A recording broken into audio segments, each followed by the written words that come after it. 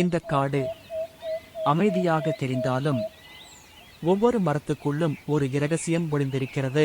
அந்த கடல் அலைகளின் சத்தத்தில் கூட பயத்தின் சப்தம் ஒலிக்கிறது. இருள் சூழ்ந்து இருந்தும் ஒரு சிறிய கம்பம், ஆனால் அதில் ஒளிந்திருந்தது ஒரு பெரிய ஒளி.